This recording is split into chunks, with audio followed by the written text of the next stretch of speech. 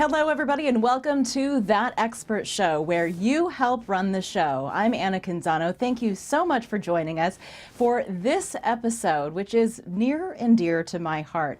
We are talking about personal safety today, and this has to do with online safety, but also physical personal safety, how to keep you and your loved ones safe. It's a very basic and fundamental topic that I think we can all relate to, and probably took on more importance for me as as I became a mom and started thinking about my kids' safety and things that we can do as a family to stay safe. We have a fantastic expert lined up for you today. He is an author, a speaker, and a personal safety consultant and instructor. He has advised businesses and groups and college campuses on how to stay safe. In fact, he has authored the book, The Ultimate Guide to College Safety, and he has generously offered a free copy of that book to 3 people who are watching right now, who share this live interview with their family and their friends on their social media pages. So if you want a free copy of that book, we'll be giving out 3 copies. If you hit share right now or retweet on your Twitter or Facebook, share it with your family and friends, and we'll get you a copy of that book for 3 lucky people.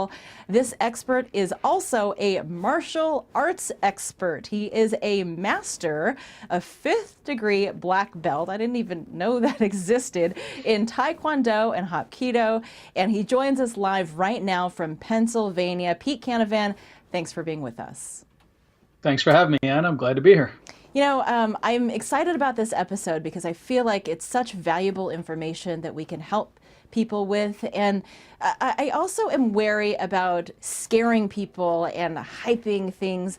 I think that if you pay attention to media and social media these days, you might think that the world is a really scary place. So I wanted to start with that reality check. Are we really any less safer now than we were, say, 20 years ago or 10 years ago?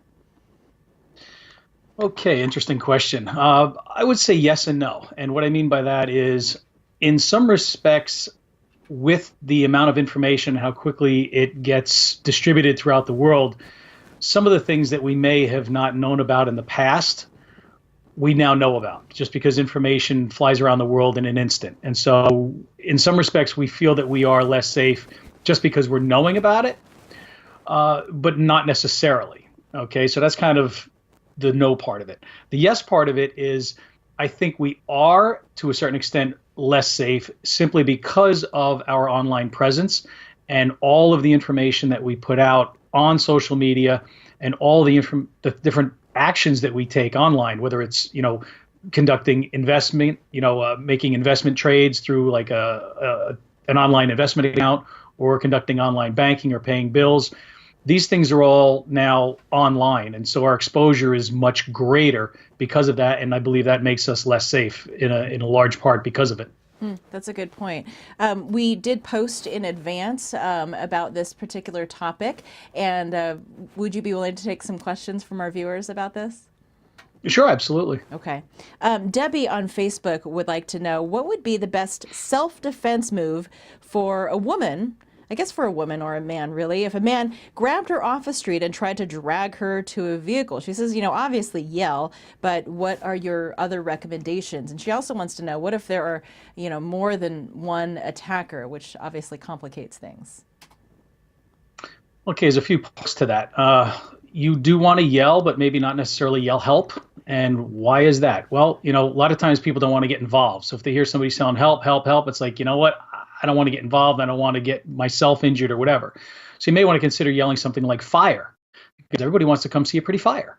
So now you might end up actually getting more people to come respond because of that. Now, in terms of your physical techniques that you could do against somebody who's trying to kidnap you and who knows what do to you, what I tell my students is you want to follow the center line of the body. And so what that means is you want to strike the vital points like the eyes, the nose, the throat, the groin, and the knees. And no matter how big and strong somebody is, they're always going to be vulnerable in the throat. If you take your finger and go right up to the top of your breastbone and press in, you can feel there's like a hollow area there that is extremely sensitive. And so simply by pushing a finger, especially a lady with a nice long fingernail, man, that is going to hurt. And it's going to make them choke and stop. Of course, we hear about kicking people in the groin. That may or may not work depending on how accurate your strike is. Sure, it'll probably make them bend over in pain for a minute or two, but then they can get back up and run after you. So what I feel is a much better defense is just a straight kick right to the front of the knee, right underneath the kneecap. And what that'll do is that'll dislocate the kneecap. If somebody has a dislocated knee, they're not getting up and running after you. So that gives you the opportunity to escape. Interesting. You mentioned knees, and I want to segue into the next question because Brandon on Facebook wants to know, he's saying that he has bad knees and how has limited mobility. And it's crossed his mind in sketchy places or isolated places that he wouldn't be able to run away in a situation if he needed to. Any advice for him? Well, being physically in shape is obviously something that if you're able to do so, I highly recommend you do that. Unfortunately, there are people like this person who is just physically unable to move. And so knowing that ahead of time, you're going to, number one, want to eliminate or reduce as much as possible you getting into those sort of situations in the first place, a quote sketchy situation. If something were to happen, or better yet, when something were to happen, and it's a key differentiating factor there, is you've got to think about it ahead of time. You've got to gain that, what I call the warrior mindset. Okay. And that enables you to flip that switch in your mind when you're in front of a challenging situation. If it's a physical self-defense situation, you've got to immediately not be afraid. Tell yourself, look, this is what I'm going to do. I'm going to be the person that goes home to my family, and this person shouldn't have messed with me. And you have to try to take the fear away from it. And so I call that the warrior mindset. And it's simply akin to the same sort of thought process that the ancient warriors of Japan used to do. If they were given an order and it meant that they were going to be in harm's way and maybe could be hurt or killed, they didn't hesitate. They were willing to do whatever it took to realize that goal. They'd go over it, under it, through it, around it, whatever it took. And so if you sort of approach different situations that way and you think about it ahead of time, you could be saying to yourself, okay, I'm walking down, maybe a poorly lit street at night. It's not the most ideal situation, but if somebody or when somebody comes and tries to approach me, here's what I'm going to do. I'm going to face them head on. I'm going to look the lead person in the eye, the one that I feel is the most aggressive. And I'm going to let them know that you're messing with the wrong person. You want to bring it on, or you're going to let me go. And you have to approach that with a real high level of confidence. And if you don't have that confidence, they're going to sense it. And just like any predator, they're going to sense it and they're going to strike. If they sense that you're confident, there may be an opportunity for them to move on to an easier target. That is so hard because I don't think any of us, you can think about it and you can mentally prepare for it, but you just don't know really what you're made of until you're in that situation. You've got your adrenaline going. Are there studies that show that people tend to shrivel up and, go weak in a situation like that? Or do most of us have the constitution to fight and escape, and our will to survive is strong enough to maintain that level of confidence? Well, that fight or flight will kick in. You're either going to have that situation in front of you and you're going to just take off because nature's going to kick in and your adrenaline's going to kick in. Or if your back's to the wall, you're going to have no choice but to fight. And you're going to have to get primal, because in a fight for your life, there are no rules. Okay. It's not like a match that you're going to see on TV. It's not like MMA or UFC or anything else. This is a fight for your life. And so anything goes, scratching, clawing, poking, anything.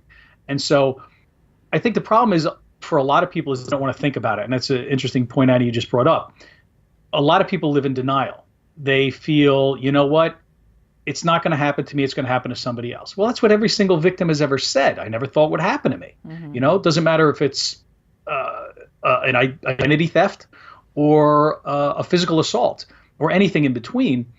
Victims never think it would happen to them. And so I'm here to tell you that, yes, it can happen to you. You need to prepare for some of those contingencies and think about what they could be based on your habits, your routines, and your comfort zones, because those are dangerous things. because we get complacent when we're comfortable. Yeah, you walk down the same street every night, you go to the same supermarket all the time. You go to the gym on a set schedule. And so when you do these things over and over and over again, you get complacent because you're used to it. Right. And that's dangerous. That's one of the things that I posted in advance of this show was, where do you feel the least safe? Where do you feel the most safe? And it was interesting hearing people's responses as far as where they feel vulnerable. Julie, for example, says that she feels unsafe or vulnerable when she's pushing her granddaughter in the stroller out of any store because having her hands full and having to worry about her safety adds a level of complication for her. Do you want to talk about vulnerable places or situations that people should theoretically be on a higher alert? That's a great example, and I'm glad this person posted it because, for example, you're leaving a supermarket, okay? The very first thing you should do when you have a child or children is get them in the car first, then worry about your groceries. I've seen people where the kid's in a cart and they're putting their groceries in. Like, what are you doing? Because that could be a problem. You want to make sure that there's no vehicles around you.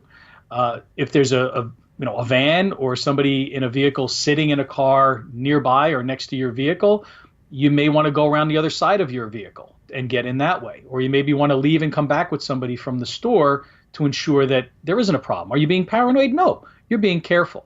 And being aware of a potential problem is going to go a long way toward keeping you safe. Now, there are many places that we go and many sort of routines and habits that we have developed, and we don't think about the things as often as we should. And so a supermarket's a perfect example. But I mean, leaving work at night, especially in the wintertime where it's getting dark earlier. So it might be a little dark when you're getting to work, might be dark when you're leaving work. Okay, make sure you're in well areas and you are aware of your surroundings. Don't be, sitting there with your face in your phone or listening to the music too loud in your headphones where you can't hear what's going on around you. That makes perfect sense. I would assume that the advent of the smartphone has actually decreased the personal safety awareness for a lot of people because, I mean, you even see them just on their phones crossing the street. It's like it can't leave their hands, and it doesn't stop as far as their willingness to look at what's on their phone versus be aware of their surroundings. So that's a good point. Heather on Facebook says that her son carries pepper spray when he's walking to and from school alone. Is there a better way to keep him safe while still allowing him to exercise his independence?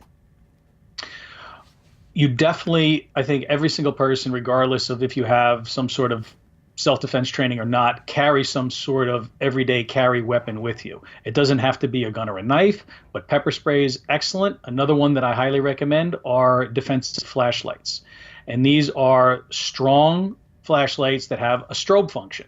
So if you were to turn it on and flash it in an attacker's eyes, it has the advantage, like pepper spray, of being a distance weapon. So somebody doesn't have to be close to you to use it. You can pull out a flashlight and blind a person having a hard time seeing you. Now you can take out your pepper spray. So it's kind of like a 1-2 punch there. You have other sorts of weapons that you can use as well. There are expandable batons, but again, something like that, somebody's got to get up close and personal to use it. People tell you, oh, put your keys in your hand and do that. Okay, maybe as a last resort, but that's only going to help when the person is right in your face. Mm-hmm. You want to keep that person at bay and far away from you. So, I mean, defensive flashlights, I think, are highly underrated, but they're extremely effective. If you get hit with one of those, it's going to blind you. You're not going to be able to see. You're going to become disoriented. It's going to give you an advantage if somebody's trying to come after you. That's interesting. So there's the defensive flashlight. I've wondered about this too, because I mean, you could literally carry all different things to try and keep yourself safe, but you only have two hands and you only have so much time. Right. You also see those mini siren things where if you pull it, almost like a grenade type, pull thing, and then it makes an extremely loud noise, catching the attention of everyone around you. So between personal safety alarms, right? Those things. So between that, pepper spray, or a defensive flashlight, what would you recommend if you could only, ideally carry one item? I think pepper spray, because it has the distance and it also has the capability of stopping an attacker or at least slowing them down. You want to spray it back and forth Okay. And if somebody's wearing glasses, you want to spray their forehead so it drips into their eyes. You also, that would probably be the number one thing I would say if you had to carry one thing. But a lot of people don't have anything with them. However, as a woman, you've got a purse. There are probably a bunch of things in your purse that you've never considered to be used as a weapon. And I've written some articles on this where I talk about like the 5 things in every woman's purse that could be used as a weapon. You've got a pen in there. You've probably got a nail file in there. You've got keys. You've got probably perfume. You could spray perfume in somebody's eyes. Doesn't have to be pepper spray. That's going to burn. You get perfume in your eyes, it hurts. Right. So there are different things. If you look at them with a fresh set of eyes and say, hey, is this something that could help me? Even if it's squirting, hand lotion in somebody's eyes. I mean, there are different things that you carry that you can use that could help in a situation. And not all pepper spray is the same. I remember a former news director of mine, I was doing investigative stories that had questionable characters on the other end, and he went to one of those military supply stores and bought me like a police-grade pepper spray. Any advice on that? I would say yes, buy the strongest one available, a police-grade, military-grade one. But anything is better than nothing. And some of them are very small. In fact, some of the giveaways that I do involve one that looks like a pen. It's just like a pen. The cap pops off, and there's a little thing on there, and it's all you need is something like that. It's better to have something with you than nothing. Interesting. Okay. Ruthie is also on Facebook and talking about safety for vulnerable populations, like a female senior status, living at a senior apartment complex. This is something that came up a lot in my reporting, and it was so sad when I would see senior citizens living in these senior living facilities or even in hospitals or other care centers that became victims. So what advice do you have for that population, or more broadly, the families of people who live in those type of facilities? Well, one of my next books is going to be geared towards seniors. I've already got the title and subtitle. I'll give it to you because I think you'll find it a little catchy, but Senior Self-Defense, Your Cane is Not Your Crutch. I like that. And because a lot of older people, they have a cane and they look at it as a crutch. But as somebody who's, been doing martial arts for a long, long time, one of the weapons that I worked with is a cane. And it is unbelievable what you can do with a cane to increase your leverage, to use it as a weapon to block as well as to strike somebody who's an attacker. And with a little bit of instruction and training, you could feel very much empowered. Now, everybody has a cane. So you want to, again, look at what is the most direct way of protecting yourself. And as I mentioned before, by following the center line of the body, by hitting the most vulnerable areas quickly, aggressively, and without hesitation, and with complete commitment, you're going to be able to surprise an attacker. There was a video not that long ago of an older person who was in I think it was a mini mart or something like that, where somebody came in to rob the place, and this person ended up turning into like a wild person and started beating on the thief, and they left because I think they were just so shocked that somebody actually was willing to take them on, and they weren't expecting it. And that's what criminals are looking for. They're looking for an easy victim. If you demonstrate that you're not going to be an easy victim, they'll look elsewhere. So you don't have to have that like secret knife point at the edge of at the tip of your cane like they do in the movies. The cane itself can be a weapon. Oh, yeah. And unbelievable what you can do with a cane. It really is unbelievable. Are there particular steps that family members can take for their elderly parents that might be living in a facility in terms of protecting their assets or keeping them safe from theft and that kind of thing? Those are the kind of stories that I remember covering as a reporter that would always be so upsetting. One of the things I talk about in the college safety book is also applicable here, and that is something called diversion safes. And if people don't know what a diversion safe is, it's something that looks just like an ordinary household item. Okay, it could be a can of hairspray or Pringles or a box of something, but they have fake bottoms on them. And so it looks like it's a regular household item, but yet the bottom unscrews and you could keep valuables in there, whether it's jewelry or money or something that is, is important to you that you want to have stolen. Car keys, it could be anything. But they are really neat. They make them where they can hang on the wall and they look like a clock, and the face, the clock swings open and you could hide stuff behind there. Okay. Lots of different diversion safe. So if somebody does a search on there, you could look at them. I have some on my Campus Safety University website because there's a little safety store on there. And that's one of the things that a lot of people don't even know exists, but yet it's kind of like that whole, you got to hide something really, really well, or you hide it in plain sight. It's interesting that you authored this book on college safety. You must have thought that there was a need for a resource like that.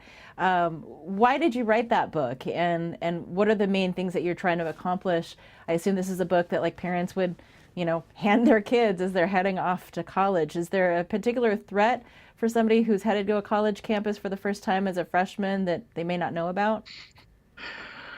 Dozens and dozens and dozens.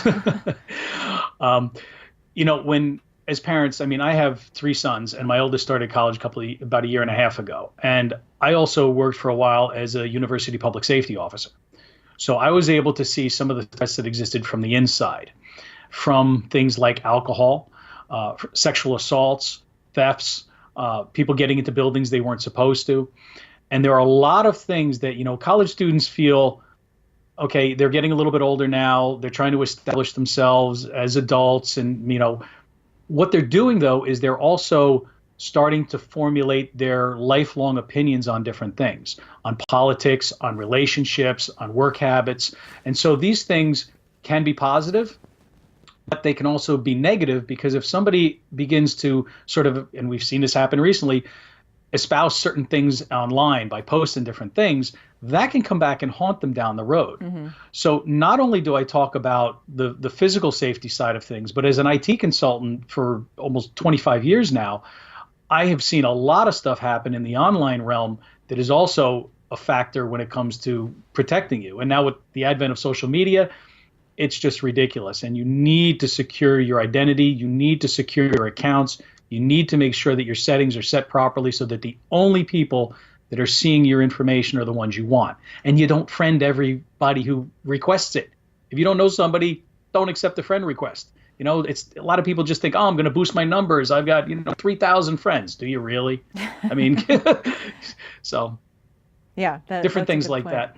Yeah, we've certainly seen our share too of just violent attacks on college campuses, and the type of vulnerability that women, perhaps in particular, face when they're going to college events and social events where they may not be in their right frame of mind. I can think of so many situations in which that creates a dangerous place for especially young women.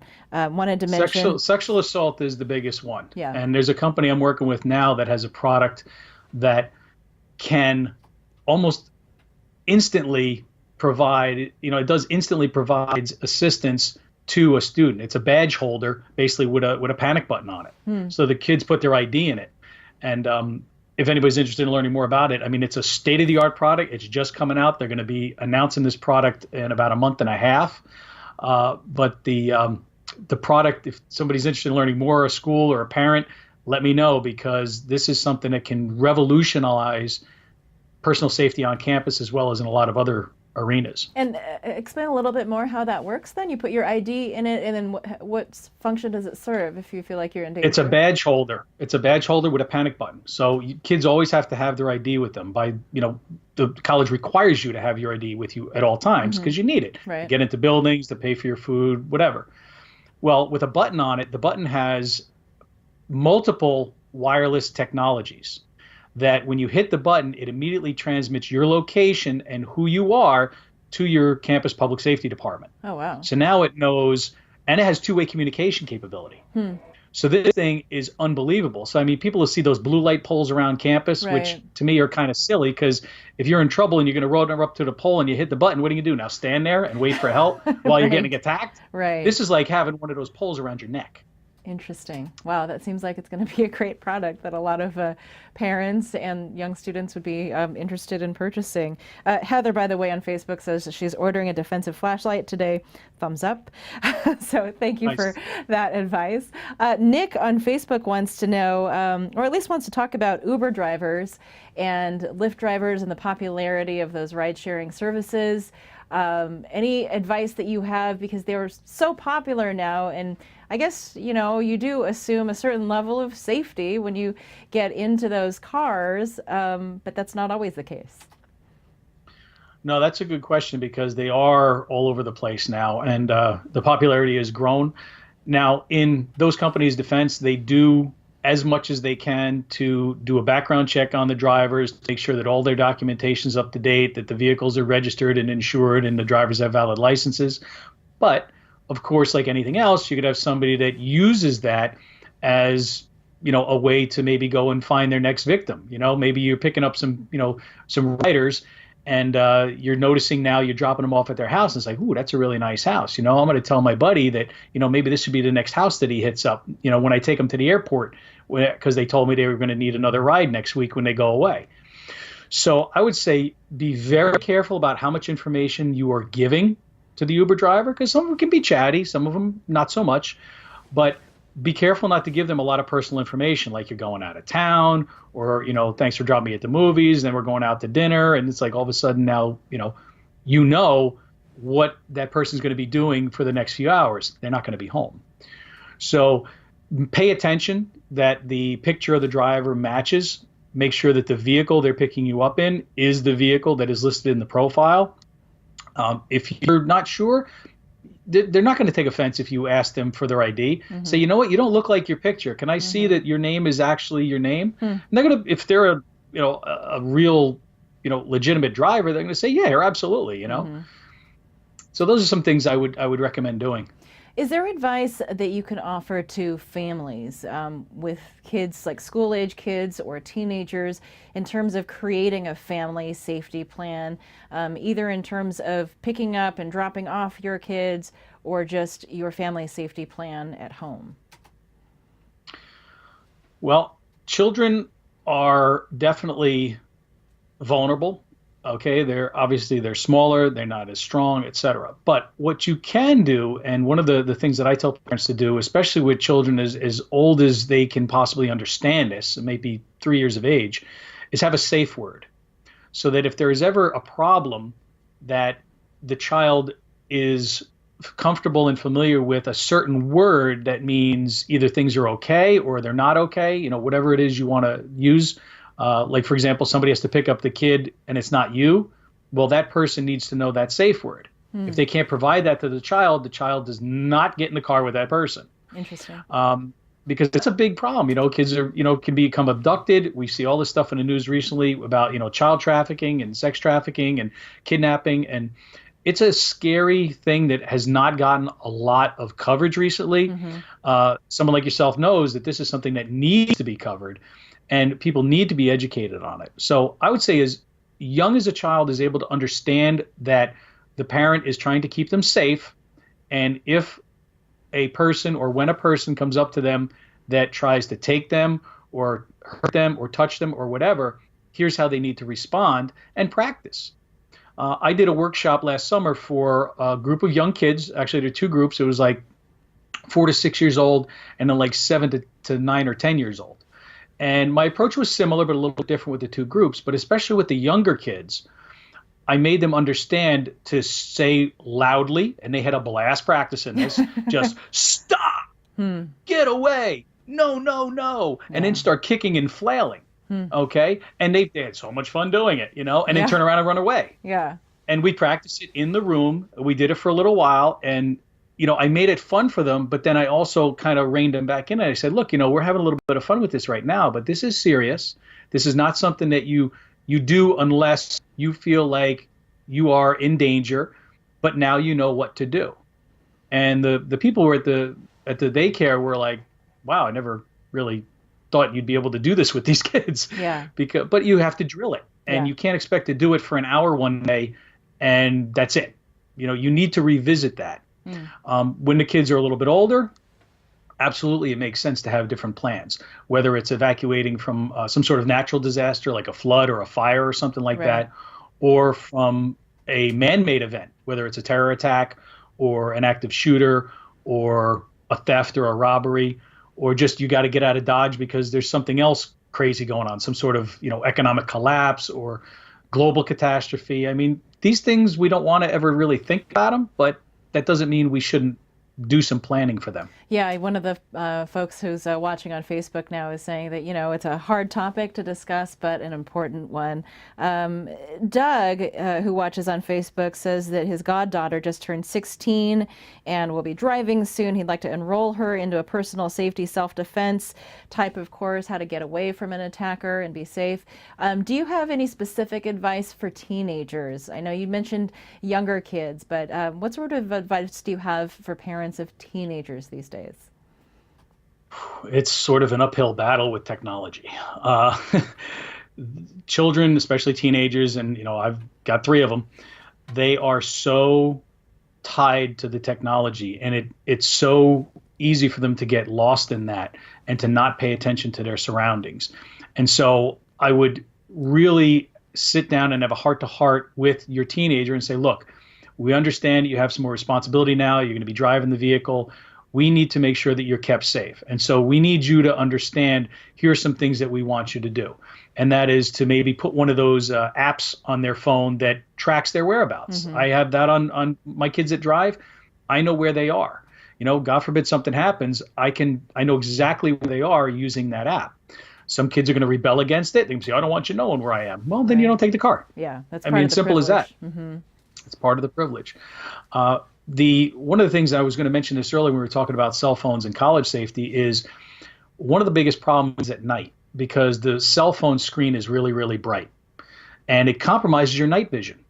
When you're staring at that bright screen all the time, and now you look up, your eyes can't focus on the dark, as readily as if your night vision is not compromised. Every cell phone now, iPhones, Androids, they all have a blue light filter. Okay, people probably have never even heard about this, but you can set it to automatically be enabled during dusk to dawn. And what it does is it cuts the blue light out of your phone, which is easier on your eyes. Interesting. And so it's a fantastic way to help preserve some of that night vision, but turn the brightness down. I see people at night, and man, that screen is so bright. I can see them walking down the street. I can see their face perfectly because the screen's so bright. Right. It's like, turn that down, because if somebody's approaching you, especially at night, and you look up, and you can't see more than 20 or 30 feet in front of you, and they're 20 or 30 yards away, you're never even going to see. So I wonder too, I mean, part of the challenge, given that you have this IT background as well, is that, if you have a teenager, oftentimes they're using different social media apps that I don't understand. Like, I have no idea how to break into the social media account and know what information is being shared, if the location of the teenager is being shared with strangers. What advice do you have for parents? Because I know there's a lot of people in this boat where the 15 or the 16-year-old is, leap years or years ahead in terms of the technology than the grown-ups. I would do a little research online and then, about that particular app's settings, and then call your child in and say, look, I want to make sure that you have the proper safety and security settings set on your phone for these apps that you're using, whatever they are. And, the parent is probably the one paying for it. So if you want mom or dad to keep paying for this, then you are going to let me make sure that you are not sharing your location with people that I don't want you to be, and that you have your settings set in such a way that you're going to minimize your exposure and your liability potentially to anybody that, could seek to do you harm, because there are people out there that are trolling, cyber stalking. We talked before about online safety and offline safety. Online safety is essential because you can have somebody's things start online and then move offline, right? Cyber stalking can become stalking. Right. Cyberbullying can become bullying. Right. And so these things kind of go hand in hand. So if the child is not accepting friend requests from people that they don't know, just to boost their numbers and say they have X number of followers, and they get into these matches with their friends. I got 3,000 followers. Sure. I got 3,500 followers. I got 5,000 followers. Oh, Right. You must be so much more popular. Okay, make sure that they're not doing that. So I would sit down, and it doesn't take long because you know what's going to happen. The kid's going to roll her eyes and we go, "Mom," and that's what they're going to do, right? But you say, "Look, I'm paying for your phone. I want to make sure that you are safe, and I don't understand everything about what it is that you're doing. So let's take a few minutes and let's make sure that things are set the right way so that I can feel better about your safety. Yeah. As your mom, as your dad, that's my responsibility." Yeah, absolutely.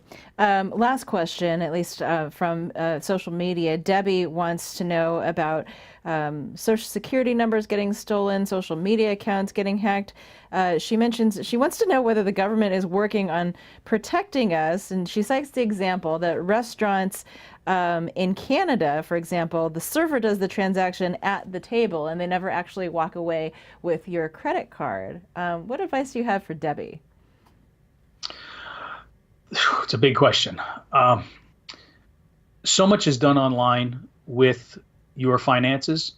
And in this particular situation, like at a restaurant, I mean, what's one of the things that people are told is to don't let that credit card leave your site, which is kind of hard to do. If you give it to the server, they walk away, they scan it. You don't know if they're making a copy of it or jotting a number down or taking well, you got cell phone now, right? Picture of the front, picture of the back. Right. I got your 3-digit code, everything else.